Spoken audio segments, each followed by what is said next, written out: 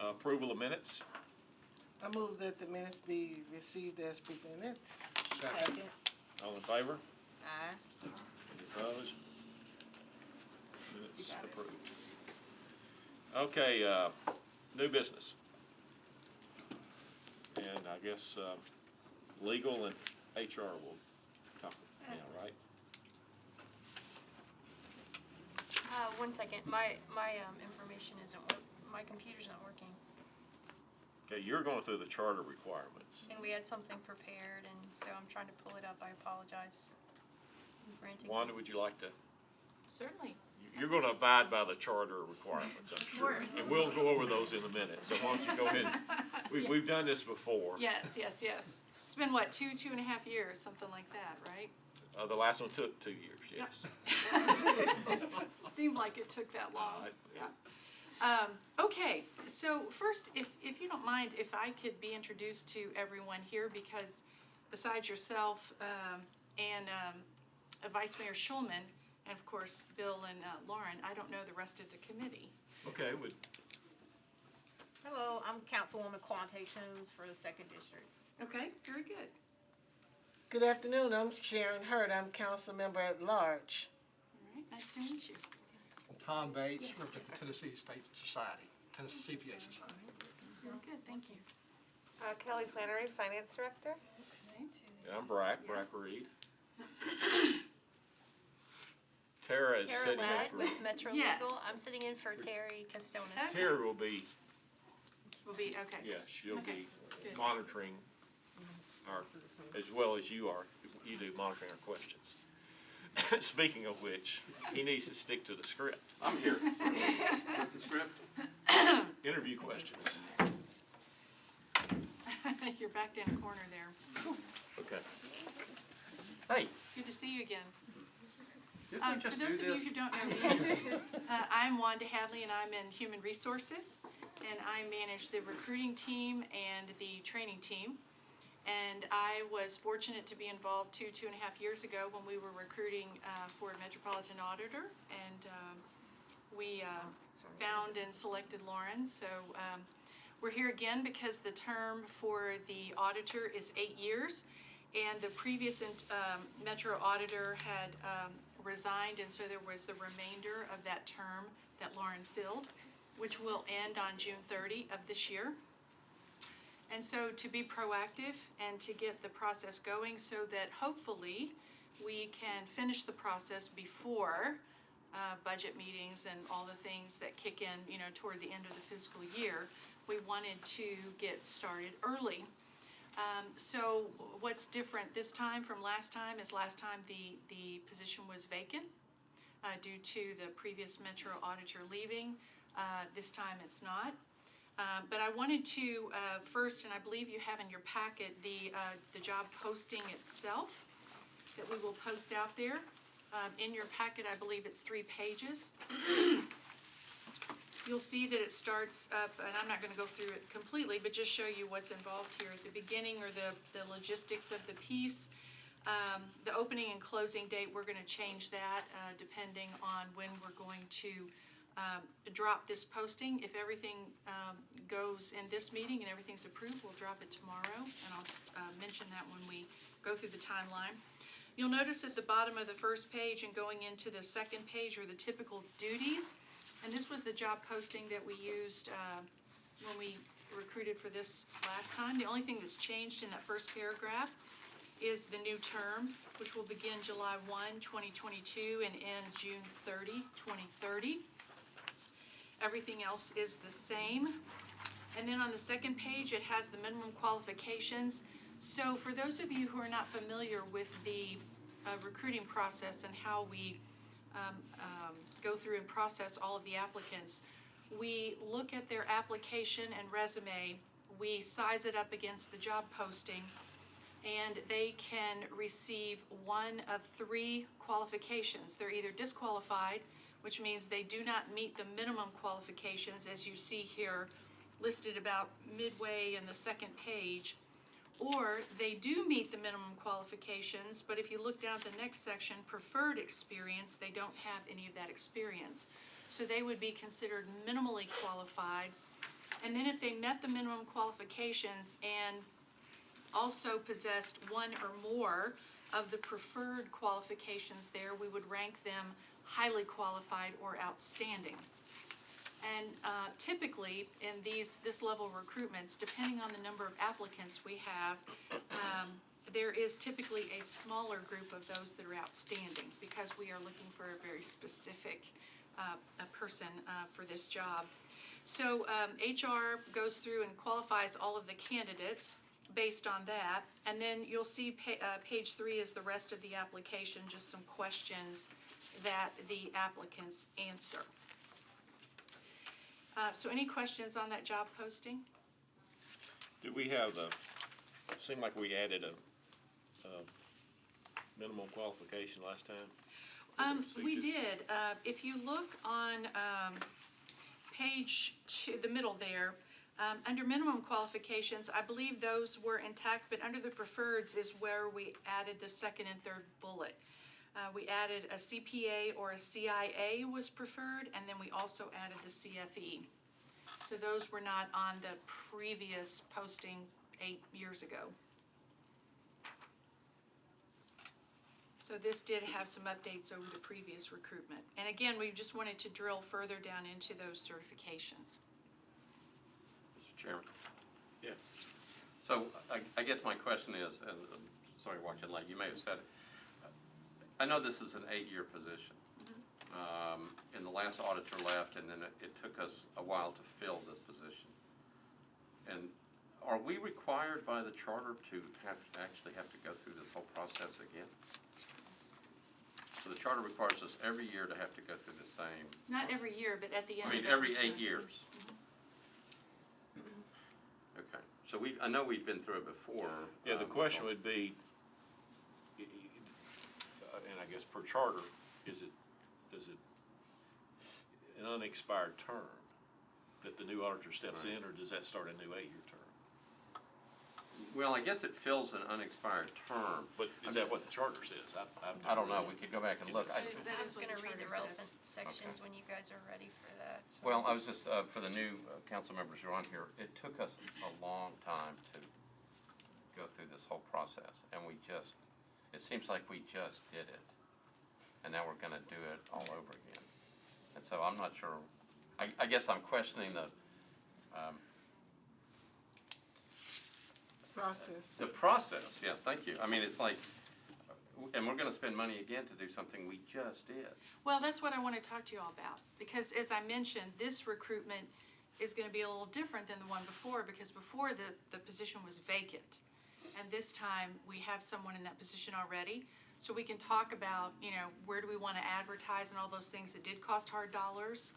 And then, how we want to interview the finalists, if we want to do it in person, bring them in and spend hard dollars for travel, or do we want to do it, virtually, and so we can talk about those Let me things. just address a couple of things. Yep. One, if this is called for in the charter and something we'll have to do, there is a difference between this one and the previous one is because, before we were running up to the end of not a fiscal year, but a term. In other words, new election, everything, it was that would be if we're doing this a year from now. So last time it was at the end of a complete 4-year term that pretty much the council, vice mayor, everything was kind of turning over. So unless this thing takes 16 months, we should avoid that. We do end up running into budget timing and things of that nature. Now, we have had interviews electronically on TV, and it was pre-COVID. So I assume it's going to be We can legal if we certainly want do to that do that. again, yes. And then if we get down to a short list, we can either elect to call them in or not. Councilmember Hurt had a question. Yeah. Yes, thank you, Mr. Chair. Is there a cap on the terms? How many terms an auditor can serve? I don't believe so. Okay. We can ask legal, but I don't believe so. No, and I can read the relevant charter sections, I'm sorry. Or you guys can continue with this, and then when you're ready for the relevant sections, but the interpretation from legal has been that you have to redo the process. It's probably good for me to go ahead and read them, because Okay, it was go ahead. something we prepared. Since your computer's working then. Yeah, well, I had some assistance from the auditor. I'm gonna read it from my phone, actually. So I'm coming right it's back to you. Charter Section 8.121, subsection A, it defines what the Metropolitan Auditor shall be. I think you guys know that section pretty well. Person with well-founded reputation, government of public finance, and the audit function as may be exhibited by a record of exceptional performance for at least 5 years as a financial officer of government or business, or who has, through education and experience as an accountant, auditor, CFO, controller, or principal accounting officer of a government entity or private business, an understanding of generally accepted accounting principles, governmental auditing standards, board standards, financial statements, internal controls and procedures for financial reporting, and the audit functions of a governmental entity. It's B, however, that explains the replacement process. So, the Metro Auditor shall be appointed by a majority vote of the council from a list of 3 persons recommended by the Audit Committee, whom the Audit Committee deems best qualified and available to fill the position. If the council deems that the persons recommended by the Audit Committee to serve as Metropolitan Auditor are not suitable and are qualified, the council can reject the names submitted, and the Audit Committee shall recommend 3 additional persons deemed qualified and available to fill the position. The Metropolitan Auditor shall serve a term of 8 years, but shall be subject to removal for cause during the term by a vote of 4 members of the Audit Committee. The first term of the Metropolitan Auditor, this is old news, will end in 2014, regardless of whether the 8 years was served. Okay, a vacancy occurring during a term, which is what we're dealing with now, shall be filled temporarily with a qualified acting Metropolitan Auditor by the majority vote of the Audit Committee. The filling of the vacancy for the remainder of the term and for any new term shall be filled by a majority vote of the council through the process provided in this section. So it specifically says you kind of have to start all over. And so Lauren's current engagement as the auditor has actually been fulfilling the remainder of Mr. Swan's second term. And so it did not commence a new term. So the next 8-year term will begin on June 30th, 2022. Thus, a Metropolitan Auditor must again be selected per the process described above in Section B of the Charter. Did I hear that correctly? We have to recommend 3 names to council? Yeah, That's correct. Let's get right to our But main, they will be ranked. Oh, our, okay. yeah, our task here, with HR's help, and with whatever schedule we want, is to come up with 3 qualified individuals. Which means when we send it to the council, even though they're ranked, and we'll say what we'll give our recommendation, the council could pick any 3. Or apparently none of the 3. Or none of the 3. Or they can reject all 3, correct. So that's why the 3 qualified, and, I was around when I helped write that charter. So this is all your fault. If you have any other questions Well, I regarding didn't really information, realize what I was this is gonna your be guy into. right here. Yeah, this one and quite a few other things need to be changed in the charter, I'm just saying. Yeah, Yeah, if you don't mind getting with Councilmember Hurd, Yeah, and I will fix the stuff that he did. so, that he did. yeah, that's our objective. Now let's go through, some of the process, and if you can kinda, we'll solicit resumes, we'll get them in or not, then we'll review them after HR kinda, says if they qualify or not. And then what we'll end up doing is coming up with a short list to interview.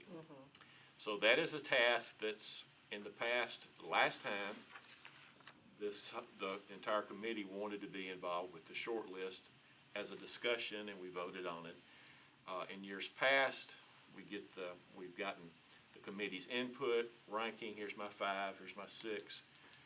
Human Resources kind of ranks it, gets with then Bob Brandon, the chair, to get down to the 4 or 5 candidate that the committee, like the number committee wants to interview.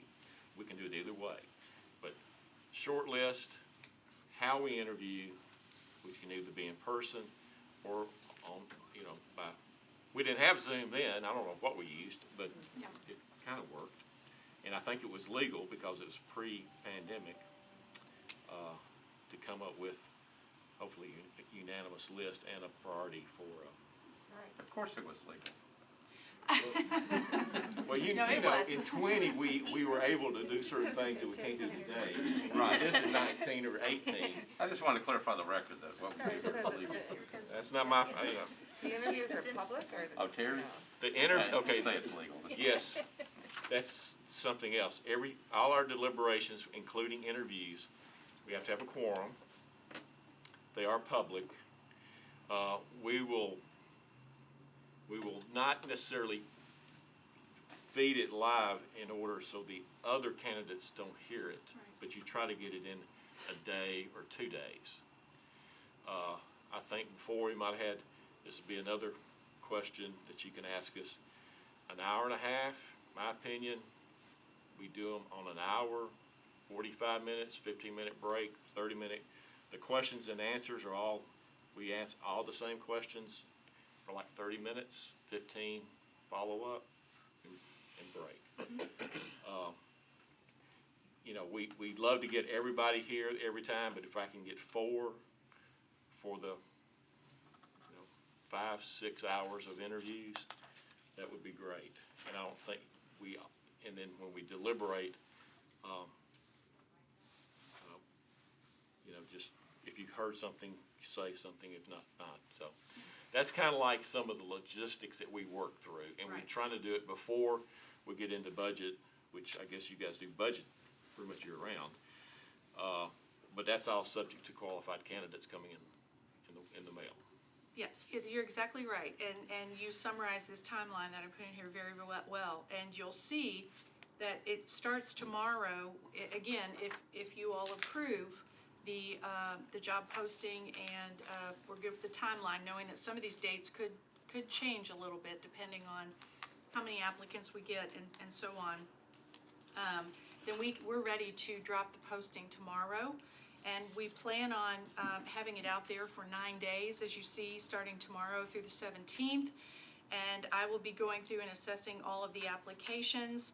And then we'll send the committee the applications and resumes of those candidates who have been qualified as outstanding or highly qualified. And there'll be a time parameter around it, usually about a week, 7-8 days, to review them and to come back to me with your ranking of those candidates, whether it's 5 or 6 or 8 or 9, 10, whatever it is. And then based on the rankings, if the rankings are very similar and it becomes very apparent that there are a handful, whether it's 3, 4, 5, that rise to the top and that are at the top of ranking of all committee members who participate, then we can move forward with interviews on those. But if the rankings come back and they're very disparate all over the place, then we may have to schedule a discussion of sorts to talk through the candidates and come to consensus on which ones that we want to interview in person. And we can do those interviews via WebEx. And as last time, we'll hook it up to one of the big monitors so we can see the person and the person can see the committee as we go through. And the only caveat about the interview, Chair Reed, is that if for some reason interviews have to happen on 2 different days, that interview panel has to be exact. The same people that interview on this day have to be the same people that interview the second day. So that we have the exact same people interviewing all candidates. That would be a question for legal. That's part of, it's escaping me at the moment. I'm sure it's the best practices for Metro and HR, but I defer to legal on that.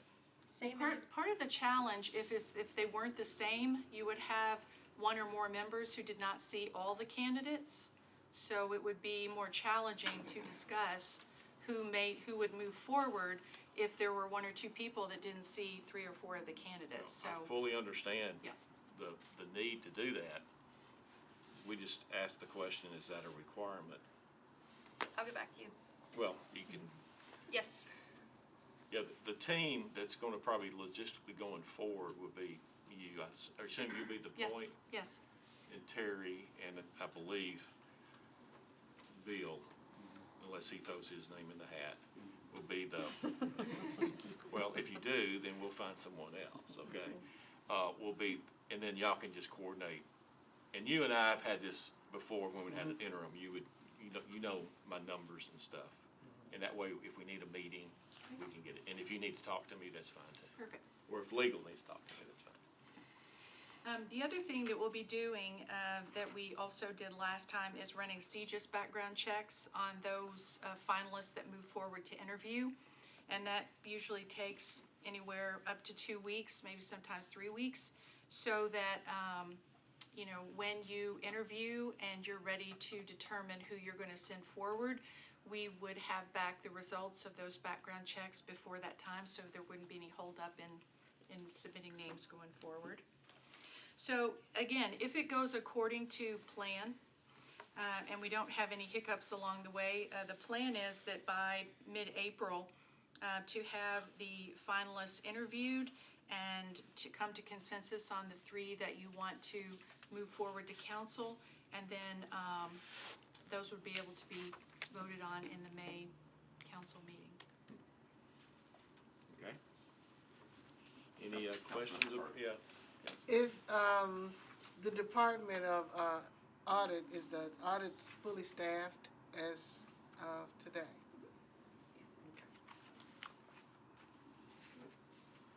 So, again, since we just did this not too long ago, my guess would be anybody who applied last time can apply again, even if we didn't accept them. Was there anybody, I mean, we have to find 3 qualified candidates.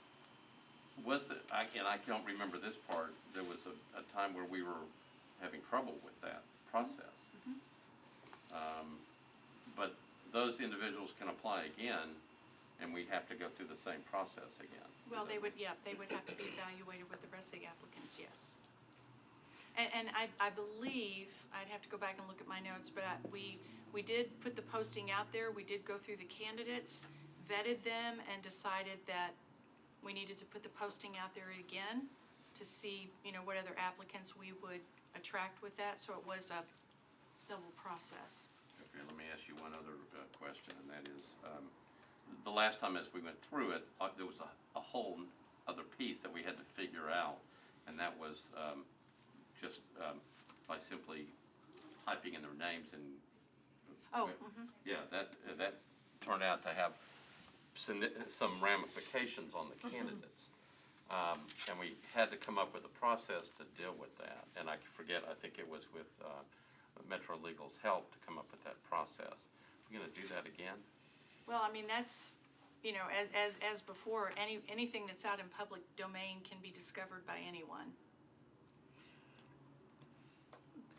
This is my last question. I guess what I'll tell you is that we ran into this, we had candidates before us, and all of a sudden, by typing in the name, it's like, oh, you know, we found something that is significant in terms of the interview process.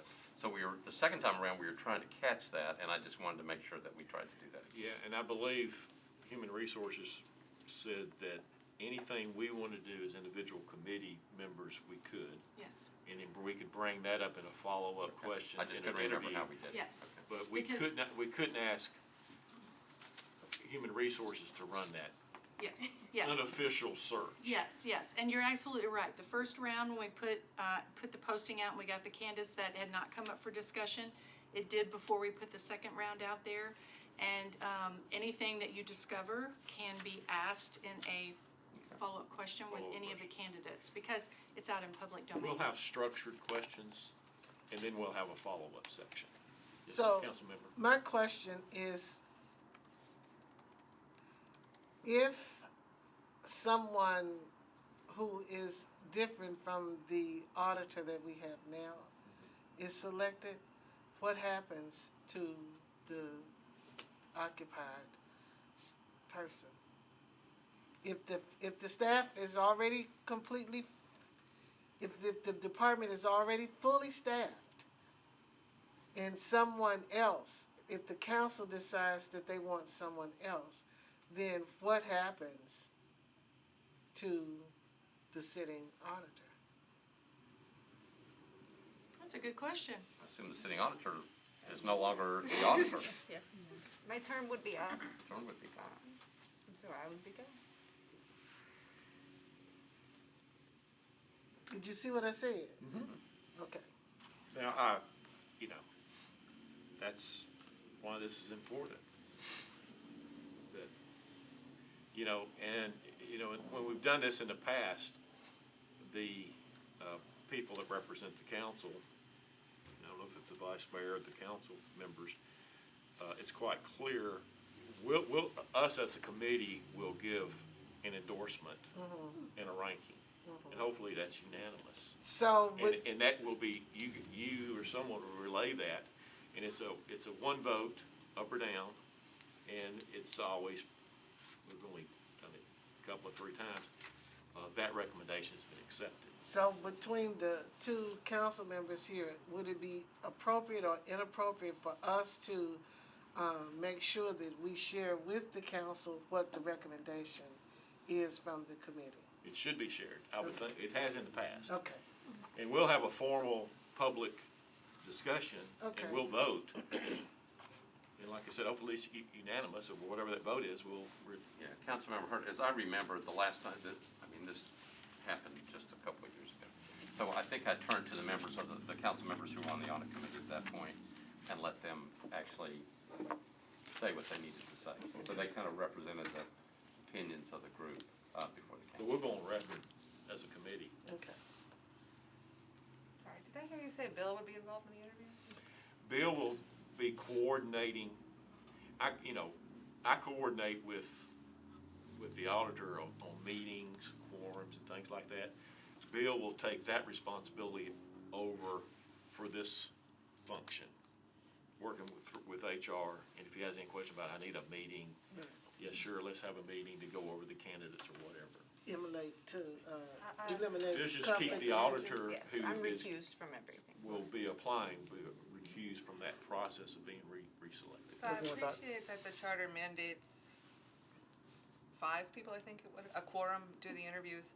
If I'm an if I'm an applicant, I wanna know who I'm working with, right? Like, I wouldn't apply for this job because I wanna meet someone on my team. I don't wanna meet the board. So I'm not trying to drag you into this shame spiral because this is going to be painful.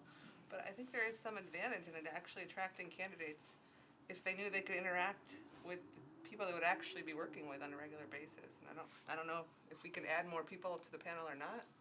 And we do this, not even part-time, like that's your full-time jam. And I'm looking at you, and maybe it's someone else in internal audit, but I feel like you guys would have more content to ask applicants than we could ever know, and it feels, I don't know, irresponsible to not engage the department that would actually be working with this person in some form or fashion. Is there a legal requirement about who's on the panel? I know that we pick, but is there some type of legal requirement that says we can't add some people to the interview process? I don't think so. I mean, I get you wouldn't Yeah. get to vote so much, but I think I would respect someone from your shop's input on the people that were, because I'm not an auditor. I don't know. I'd just be looking at a piece of paper and having a meeting, but I don't know that I'd be asking the right kind of follow-up questions even. We certainly appreciate that perspective. Yeah. I know what I know, I know what I don't know. What do you recommend? It's not our practice to do that on executive recruitments. We have those on the panel who are not affiliated with the department to be completely impartial and not have any skin in the game when it goes to the department. But those who are subject matter experts and, have the knowledge, it's not our practice. I might out myself right now, but when I interviewed for the job I have here, I interviewed with Talia. And absent having that conversation with Talia, I don't know that I'd be here. Like, Talia was a big motivator in me coming here, so I don't know that she was supposed to maybe be involved in that process, and I appreciate it wasn't as formal as this is, but, and that's the only reason it floated to me, because I was thinking about my experience, and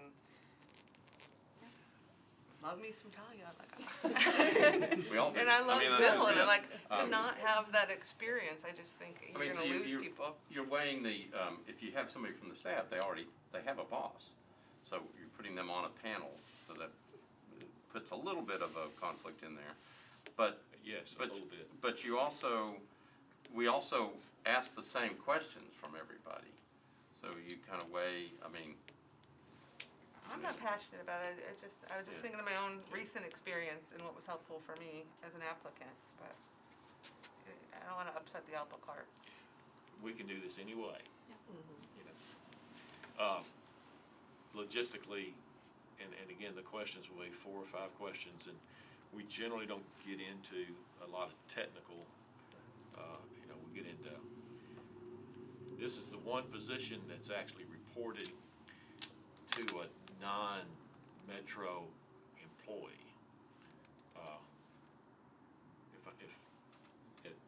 It's not, it reports to this committee, not to, the mayor or any other. I mean, every other position reports to either a director, or that director reports up to the mayor, I guess. Right. So in this particular case, the audit committee serves as the appointing authority. Yeah. Or the hiring manager, if you will. So, but, you know, this is the purpose of this meeting here, is just, what do we want to do? And when we can do whatever this committee chooses to do. So at the end of the day, we have 3 qualified candidates that we send to the council at some point in time. To your other point,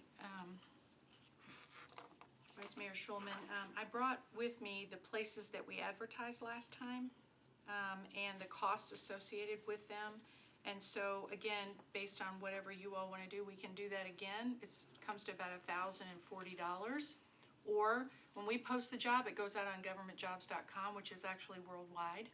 So if you feel like that's enough, or you wanted to have some of these others, it was like Mnpd, the Institute of Internal Auditors, Association of Local Government Auditors, American Institute of CPAs, those types of I organizations. believe we went to the Tennessee Society too, I would expect that it would. yeah, because Charles was on it. So that would be up to you to direct where, if you want it advertised there or not. well, I think, you said worldwide, so I don't think we can go any more than that. But if we did it, whatever we did last time, Yeah. I think it's probably I fine. think the Tennessee Society's important, and probably the internal auditor groups, if there is such a thing, and if it's a governmental internal auditor, because these are, a lot of times, they're pretty localized within the region. And so what is the exact name of the Tennessee organization? Tennessee Society of Certified Public Accountants. I'm terrified to hear the answer to this question, but what happens if it's June 30th and we haven't identified 3 candidates? Well, that happened last time, and this committee appointed an interim auditor. Last time it was someone at Kraft Brothers or Kraft Associates.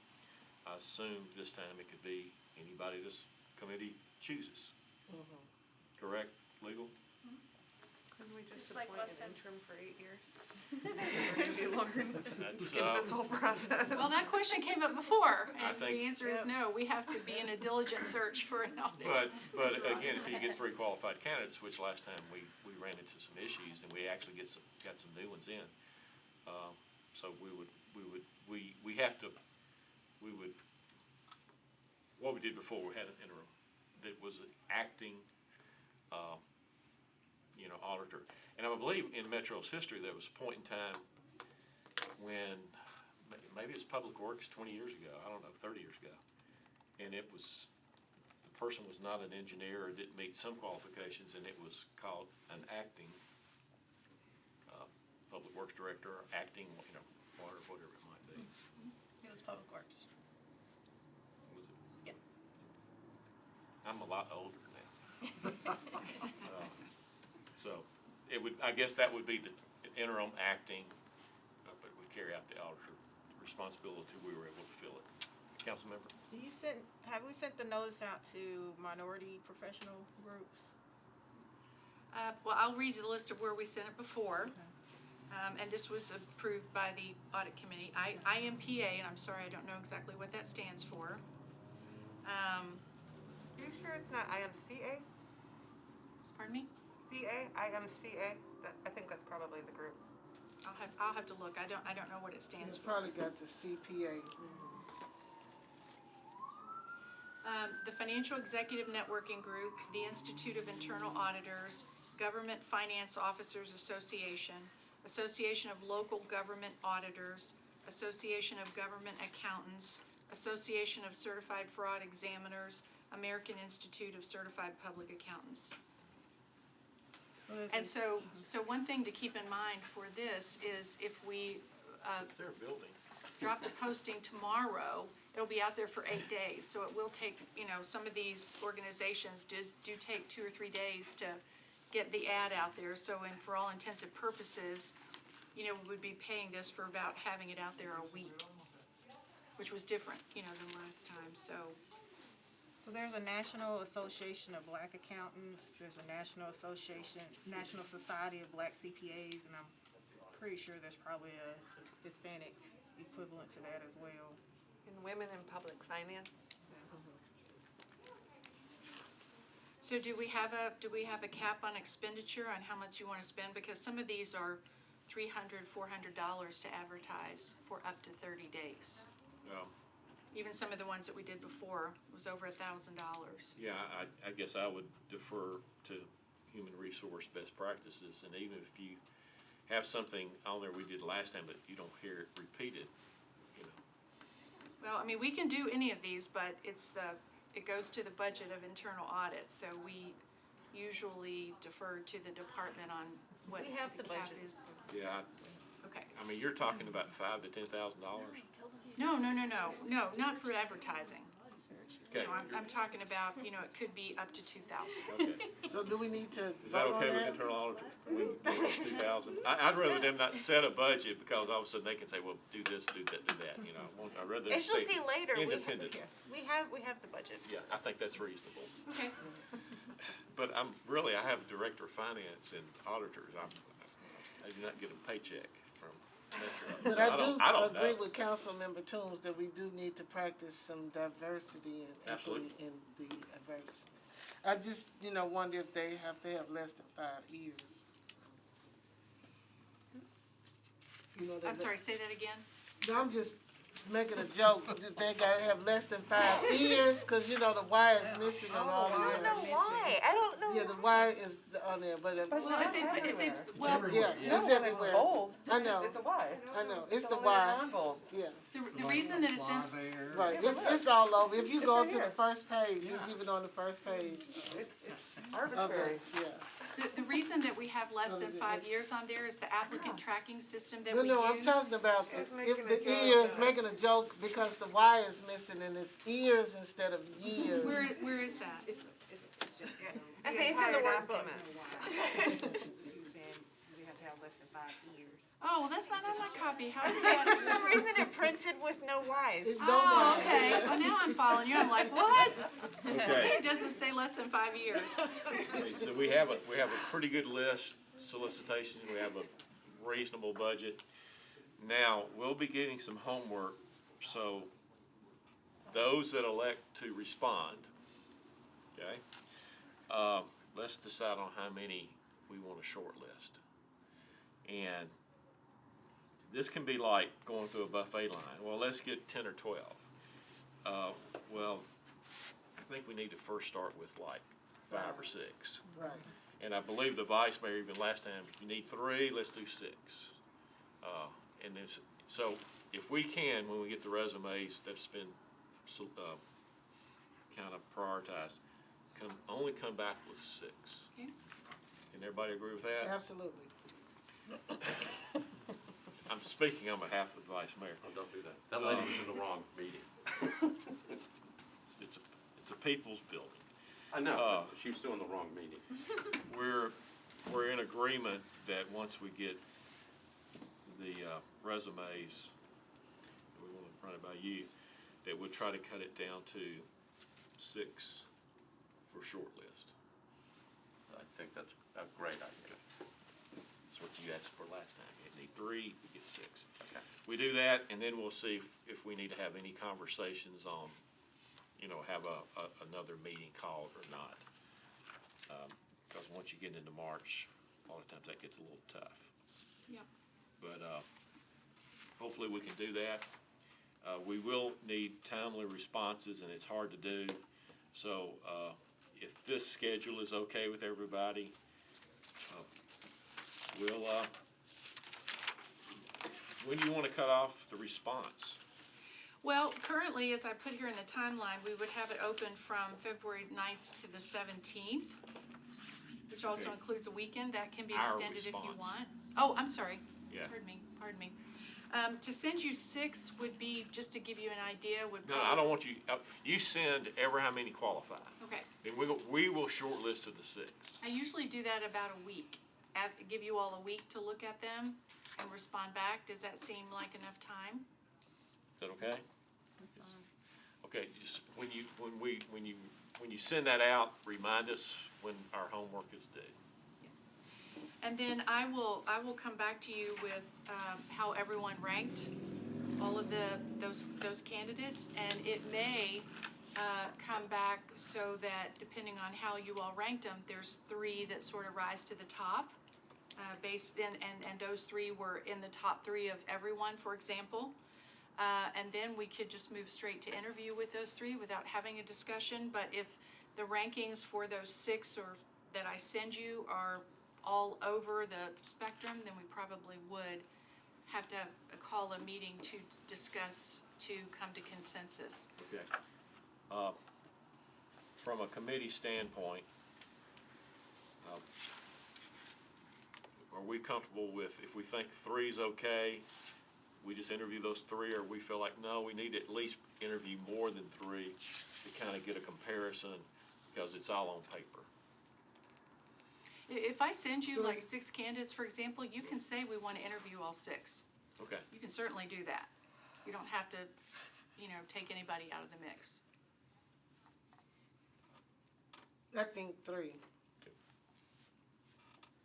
So if we do have 3 that stand out, it's okay that we only interview those, okay? Because the previous committee wanted to interview more than the I guess- qualified list. I love the idea of 3. I'm just worried, what if one of them finds another job and then we have to wait and find another person to interview? Like, can we just do 4 in case of an emergency? Because we have to give 3 names to the council, Yeah. that's it. So if one of those 3 changes their mind or That something, makes sense. Yeah. then we're, Okay? Everybody feel good? Okay? Okay? This can be a little fluid. If we feel like we need to do something different, we can. If we feel like it needs to go out there longer because we're not getting enough applicants, I'll keep Okay. Bill, and you. So our job, we're responsible to shortlist. You're going to send us the qualified candidates. Hopefully it's 10 or 12. We shortlist to 6. And if there's 3 or 4 that stick out, that will be the ones We that interview. we interview. And I guess if it's all over the map, we'll have to have a call meeting to shortlist it.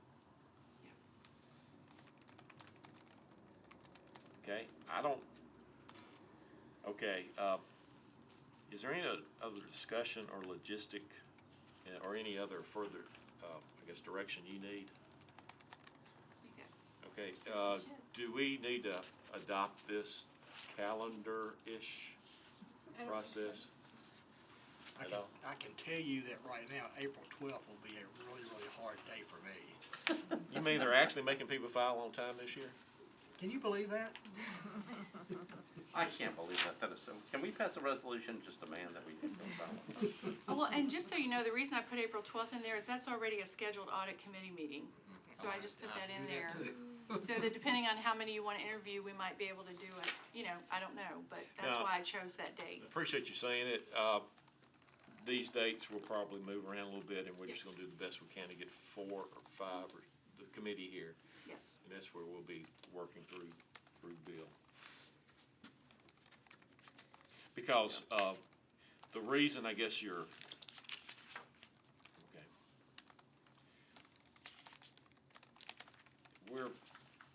think we'll come up with, say, the first week in March to have the interview the candidates. So and if we're gonna do it WebEx, we could actually, as soon as we get the final 3 or 4, you could probably set up interviews within a week or 2. And I'll also have the CGIS background reports So going as well. We'll have a lot of, we might send something out about, here's 3 or 4 meeting dates, when can everybody come? And maybe if we can,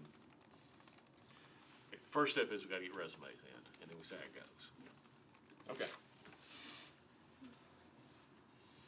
And we do not need to approve this, but everybody's in agreement? Any further very good conversation? Yes. Yeah, we're good. Well, this will go live tomorrow on governmentjobs.com, and then as soon as these other organizations are able to post it out there, sometimes 24 hours, maybe 48, in a couple of cases, it will be out there as well. Thank you for your help. Thank you. Thank you. Y'all have done a great job on Thank you this. so much. Appreciate all the discussion, and so we'll be ready to go tomorrow. Thank you all very much. All right, thank you. Thanks. Okay. Next item, Lauren. The next item is the follow-up audit that we performed of the Metro Arts Commission. We initially issued this report back in July of 2019. It spanned all of the operations of Metro Arts. That audit resulted in 17 recommendations, all medium risk. They covered a bunch of different things, including the recalculation of the funding sources, putting in conflict of interest statements, some checklists, some tracking of assets and tracking of payroll and time and leave. The Metro Arts, they accepted all of these recommendations and eventually reported them as being implemented. We sent Innocent Dogby from our office out to perform the follow-up. That audit resulted in us confirming that all 17 recommendations had been implemented and were addressing the risks that we initially saw in our first audit. Are there any questions on that one? Okay. So there are no, if I could, Yes, Councilman. Mr. Chair, auditing of personnel.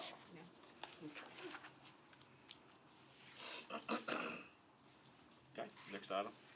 The next item is another follow-up. It was a follow-up the Treasury Collections Office audit that we performed in September of 2020. This audit resulted in 13 high-risk recommendations around the collection and recording and populations for the money coming in within the Treasury Collections Office. All of those recommendations were accepted and eventually reported back as being implemented. Mary Cole from our office went out and performed a follow-up audit.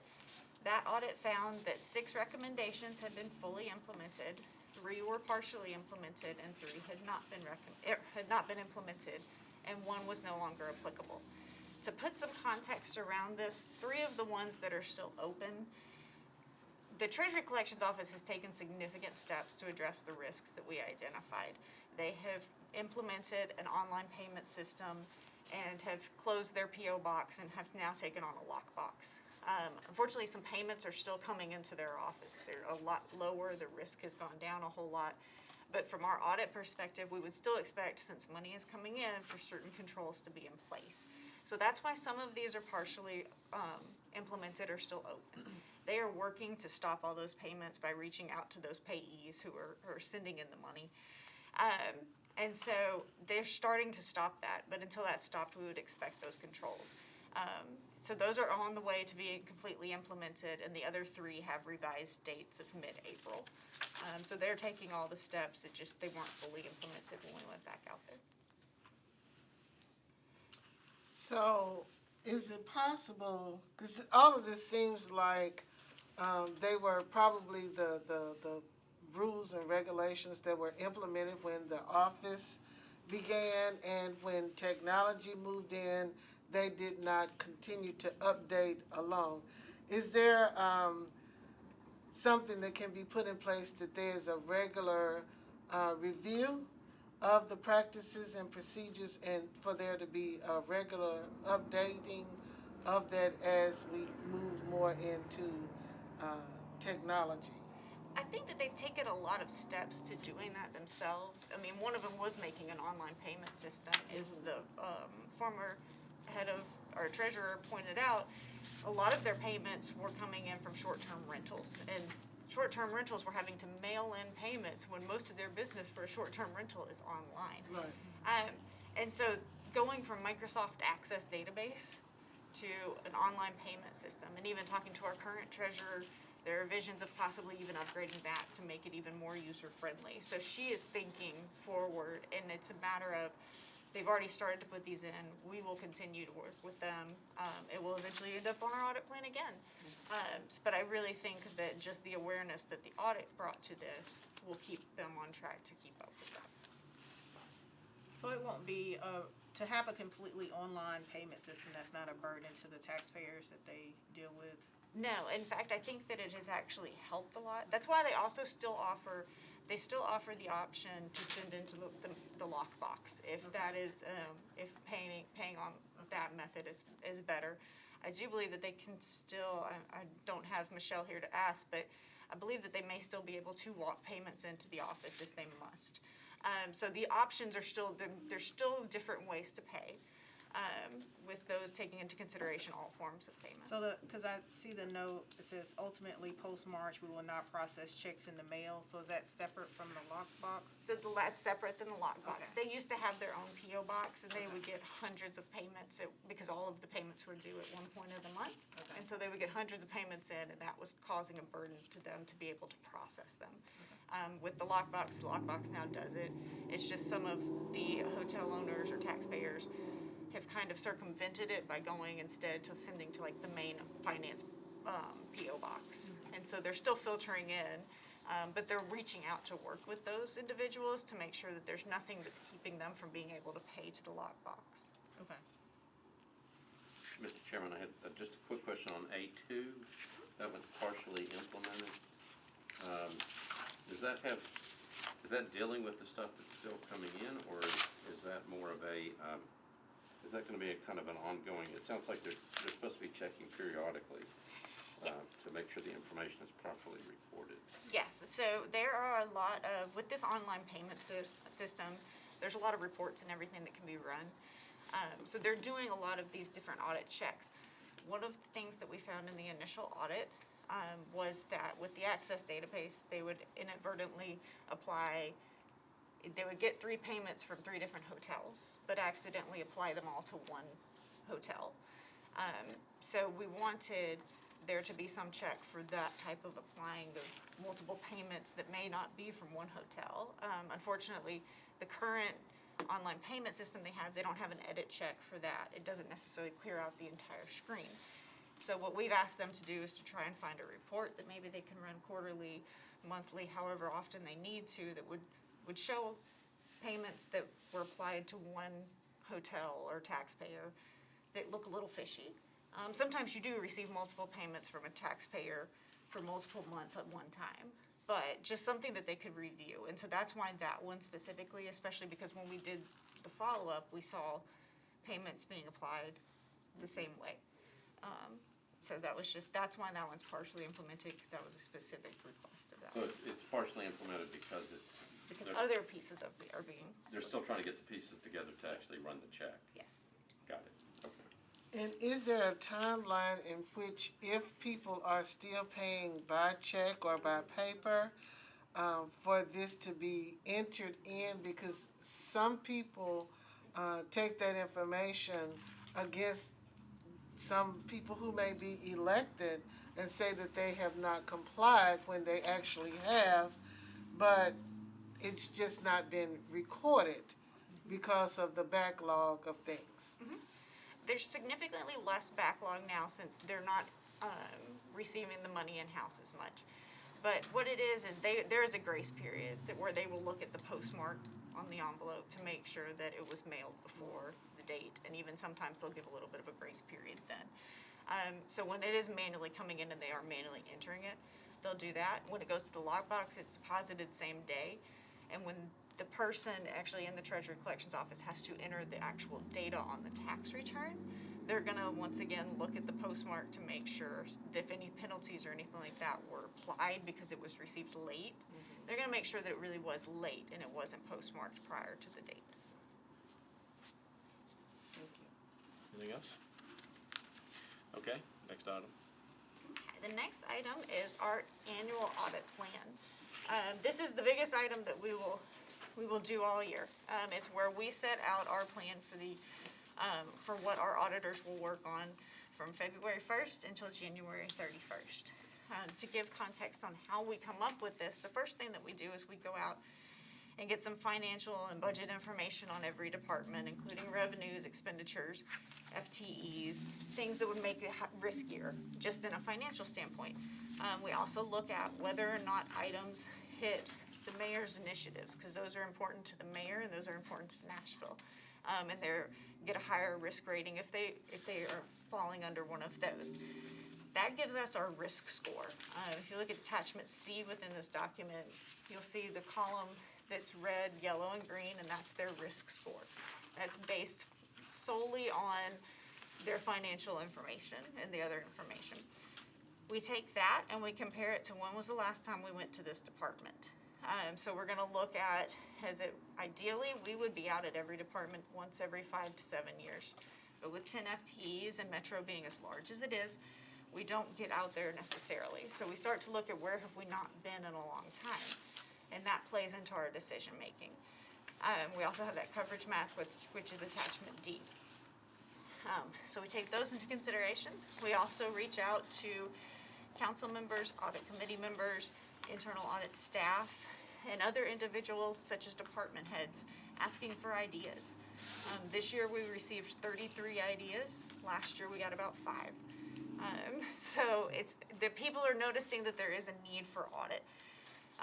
But unfortunately, we don't have the staff for all that. So then we go through and we calculate how many hours, based on our staffing levels and our consulting budget, how many hours can we reasonably spend to do these audits, taking into consideration leave time, training, admin time of our staff. And that comes out with how many total hours, which so for this year, that was 13,750. And then it's kind of all just a puzzle at that point, where we start to try to fit things in. So kind of walking through the actual audit plan in attachment A. 1 through 8, those are ones that we have already started, and so we've just got to finish those up. So we attribute hours to those. 9, 10, and 11 were all on the audit plan for 2021 and didn't get completed. Some of them were delayed because of departments. Our peer review is happening at the end of February. So those will happen. So then we have numbers 12 and 16, which were on the other potential audit engagements last year. 12 is on there, council staff, because we haven't been there in 12 years. So that's an area that we think we need to go back out, smaller audit for us, just to look, because we haven't been there in so long. 16 is important because disaster recovery, especially with all of what Metro has gone through. So we put that one on there. We're planning to use our consultants for that because the expertise in disaster recovery processes, we think that we can get some really good recommendations and really big benefit out of having a consultant on that one. Sports Authority Soccer Stadium, that one's put on there because we typically like to look at the larger capital projects that Metro has. We looked at the Criminal Justice Center, the Sound Stadium, Convention Center. So typically we like to be involved in those capital projects to make sure that they're running or that they went through the correct and appropriate processes. The Human Resources hiring onboarding process, this came from some discussions, I guess, throughout our audits throughout the year. Just talking to new directors, talking to new hires, and it kind of came on our radar because of that. So we think that going and looking into that process to make sure onboarding is really appropriate. Number 15 is Mnpd's early intervention. This is basically looking for burnout. Burnout within police officers can cause public safety issues. There's been some other local government audits that have been done that have found some really good benefits in doing this type of audit. So we included it on our audit plan. Number 17, our license plate reader. This was based on all of the discussion at the council meetings and even approving this into being used. So when you do the license plate readers, what are you gonna be looking for? So this would be one area where we would actually need to work with the Community Oversight Board to see what the Community Oversight Board's role is going to be in that, to make sure, one, we're not duplicating efforts. It's also gonna, from Councilmember Mendez, he made a recommendation for this one.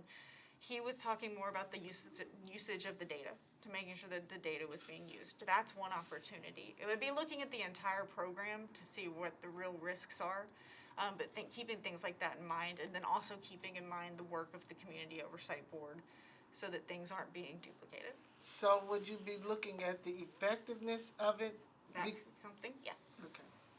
Because I would definitely recommend that, and especially with the funds that are gonna be associated with it. So the timing of that one will be based on whenever that's actually put into play, and giving it time to operate. On that one, isn't it, is this a trial? It is a pilot program. So it's a Six pot, months. it's 6 months. So in order to get enough data, you're almost wait till the program's over. Around then, you would be waiting till the later part of it, yes. So you'll be more of the part of the, I guess, evaluation on, you know. Whether we go forward with them or not. Well, here's what we said we're gonna do. Yep. And here's what we did, and then you're not an elected official, so you just give that information over.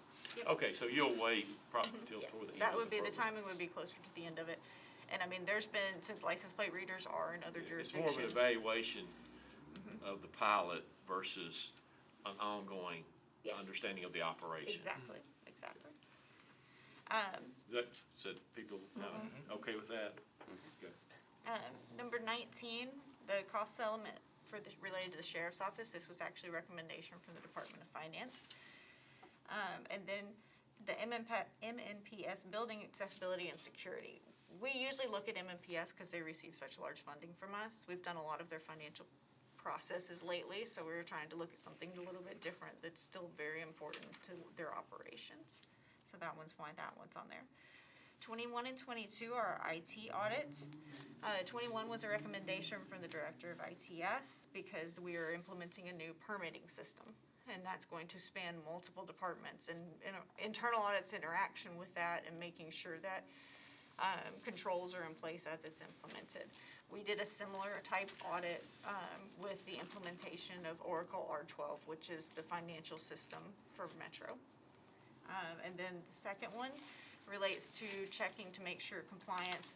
This is for credit card transactions. Metro receives credit card payments from a lot of different places, and having a consultant come in and make sure that compliance of with certain requirements are in place for security. And then we also have on there the follow-up audits that we would be doing.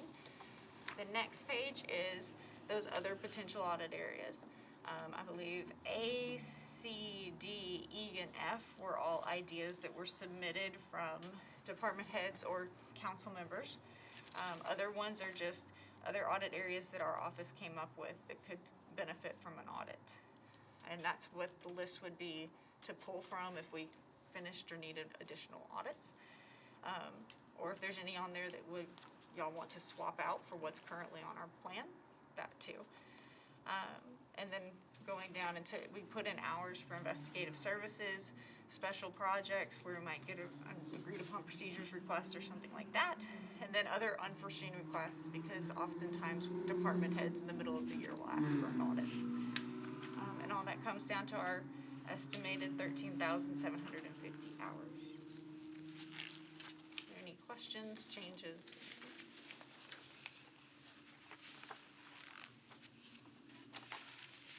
Does that include like breaks? Like water breaks? No, they don't get to have. They don't get any time.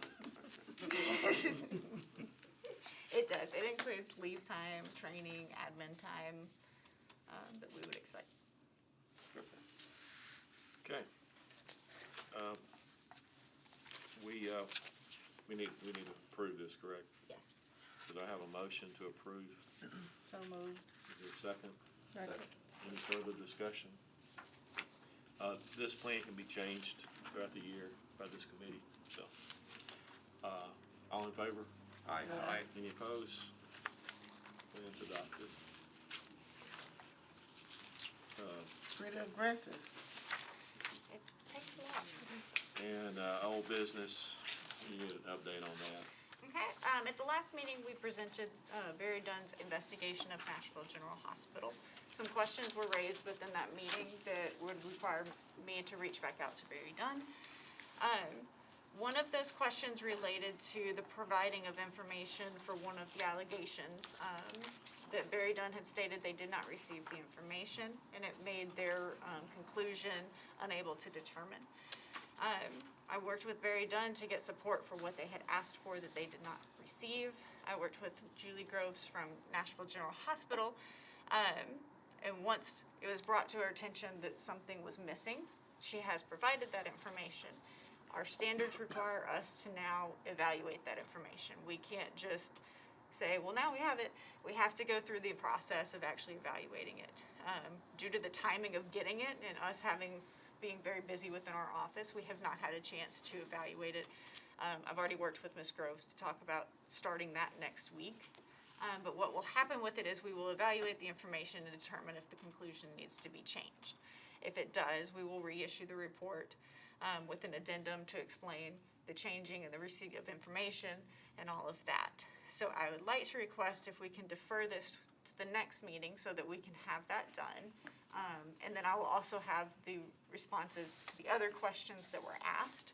I have them now, but I think it may just be easier to do it all at one time. Well, I mean, if you don't have, That's okay. you don't have an update That's, report, so yes. we can ask for one, but there's not. Okay, any questions on that? Okay. You need a motion to defer it. I don't think No, so. no. Okay, it's because it's old business, yeah. Okay. Next. Next is our recommendation implementation. As of January 31st, 2022, between the last audit committee meeting and then, we had 27 recommendations that came due. That means I reached out to all the departments that had audits related to those recommendations and asked for status updates so that we could track our implementation to know when we do follow-ups. 15 of them were reported as implemented. 12 of them requested revised dates. Those revisions are in the workbook. I can tell you that all of the departments are working towards implementation. 8 of these are because software implementation is delaying it. Most of them have the software, it's just the actual implementation that's taking a while. 3 of them are staffing issues, and then 1 is the election commission is awaiting a response from the state on how to proceed with the implementation. But all responses were received, it's just some of them need revised dates, and those dates are listed on there. Well, that's good. That speaks highly of your group. The pages right before that, attachment E. Attachment E was part of the audit plan. Yeah, that's a good list. Kind of a snapshot of, how far back? It goes back to the creation of, it goes back to 2007. And those are our high-risk departments. It's a good summary. Okay. Next, we have our project status. Currently, we have 9 projects that are going on. 2 of them are in the draft reporting phase. We ended the 2021 audit plan year by issuing 18 reports total. Our goal is usually 17, so we met our goal. We had 18 hotline fraud, waste, and abuse tips. That's significantly higher than the year before when we had 3, and we issued 1 investigation during that time. Okay. There's any questions? Okay. Next is, every year, we put together an annual performance report for Metro Council as well as the audit committee. It's our way of being able to kind of brag about what our staff has done the entire year. It's things that y'all have seen throughout the audit committee meetings. So that's it's inserted inside of your workbook. And so it will be emailed out to council tomorrow. But it just kind of highlights our audit committee, our staff and their accomplishments, the audits that we have done, our recommendation implementation, our hotline calls, and just really puts a light on the work that we do throughout the year. So this will be emailed out tomorrow, and you each have a copy. What kind of audit process did you go through to audit the report? I had two very good auditors look over it. I mean, it's important. I mean, Yes. I'm serious. I mean, So, I mean, you have, Doesn't look like me. we do our performance metrics that we A have. picture, I'm a calculator. That's not me. It was very difficult to find what to put for that one. But no, so we do go through, we can maintain documentation for that. I to think support it's- audit. it's perfect. You think it's very becoming? You're wearing a suit like you are now, and you have dark hair. Again, at least you are a person, I am a calculator. And what, In what is? data. Yes, we had one vice mayor during the period, and we had multiple council members and multiple finance One's an directors. elected It made position. it much more difficult. So that's what that is. If you read through it and have any questions or anything about it, then we're happy to answer questions. I'm famous because I'm in this now. Do you say that in a, In a good way. anyway, anybody have any questions on this? Is this the old or new? That one may be slightly old, but those are that's a Oh, community oh. map. That's a community map and not, I that's think from this is the old one. Yeah. No, this is the council map, right? No, it's a community map. Yeah, it's not the council map has lots more. I was about to say, there'd be a lot more districts if it was.